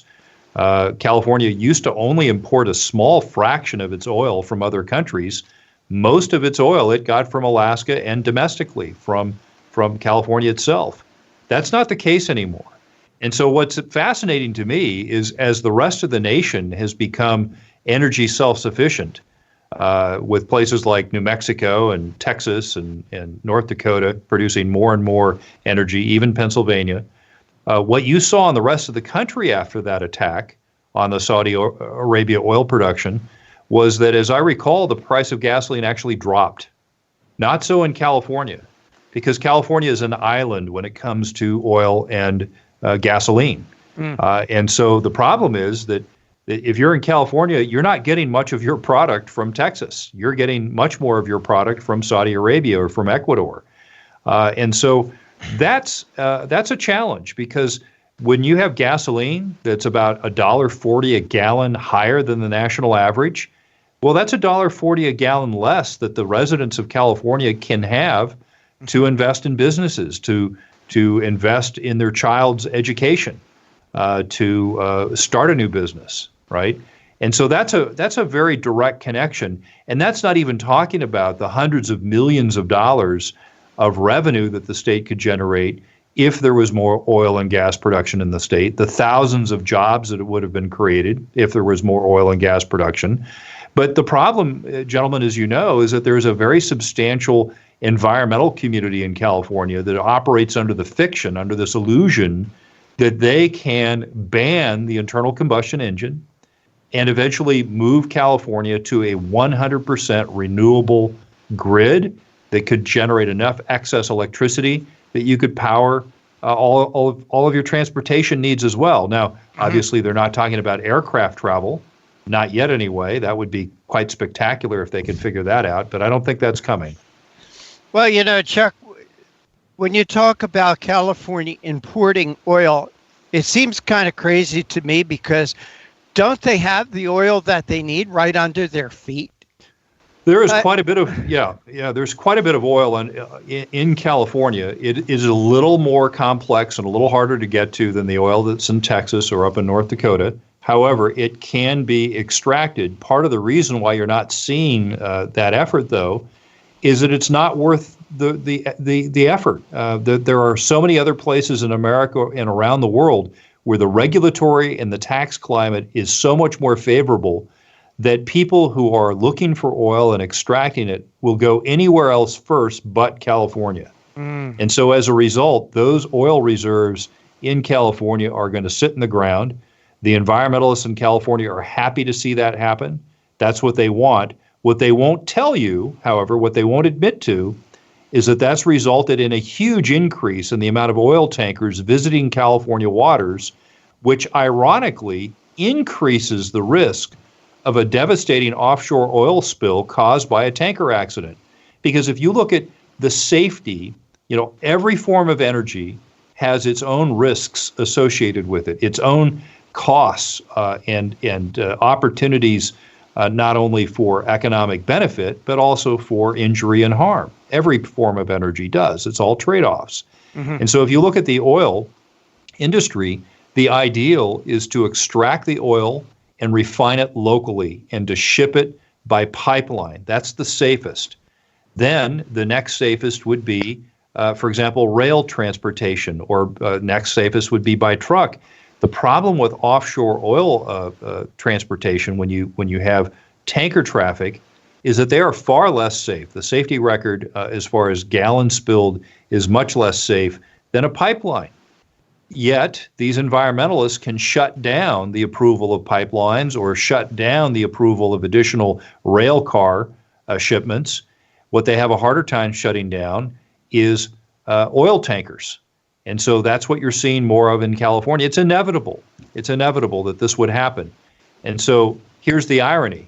Because of the policies that these politicians have followed at the advice and the pressure of California environmentalists, there are now close to double the amount of oil tankers off the coast of California compared to just a few years earlier. And Chuck, isn't this a big issue because there's a lot of oil off the coast, California?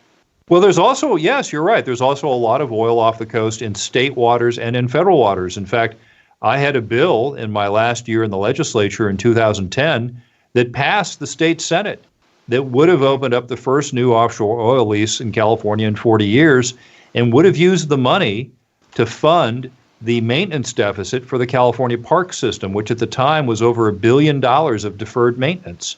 Now, it passed the Senate, but the environmental groups mobilized and they stopped it in the Assembly. And then something very fascinating happened. They expunged the vote. They actually did a parliamentary maneuver to make it as if the vote never happened, which may have worked in 1770 or 1883 or something before the internet and video. But of course, there was video evidence of this having happened. And so they weren't fooling anybody that when they tried to make the vote disappear. But that's what they did. All right. Chuck DeVore, Vice President for National Initiatives for the Texas Public Policy Foundation. Chuck, we want to thank you so much for joining us here on Conservative Commandos. Please tell our audience how they could follow your work, read this article, get more informed, and find out more about the Texas Public Policy Foundation. Well, you can find the foundation at texaspolicy.com. Our Twitter feed is at TPPF, so for Texas Public Policy Foundation, so at TPPF on Twitter. And you can follow me on Twitter at Chuck DeVore. All right, Chuck, again, thank you so much for joining us. Take care and God bless. Thank you. And this is the Conservative Commandos radio show with Dr. Nasir Shaikh and yours truly, Rick Trader. Don't go away, Nasir, and I will be back with more. Everybody wants cheap airfare, but where do you find it? You call low-cost airlines. Their prices are direct from the airlines, and they're so low you can't find these fares published anywhere. They specialize in cheap flights, discount hotel rooms, cheap car rental rates, and great package deals anywhere around the world. Wherever you want to go, they can help you get there cheaply and with a best price guarantee. If you want the lowest prices on your airline tickets or other travel services, call now. That's right, call. That's the only way to get these rates. Experts are standing by 24/7 to get you the cheapest airfare and hotel rates available. So don't wait. Call right now for the lowest travel prices anywhere and for great last-minute travel deals too. Call 888-431-0562. That's 888-431-0562. 888-431-0562. 888-431-0562. Friend, do you remember when it felt good to withdraw your cash from the bank to expand a business, go on vacation, or buy a new car? Well, today, withdrawing your own cash has become a very risky business, according to The Secret War, a shocking new research report.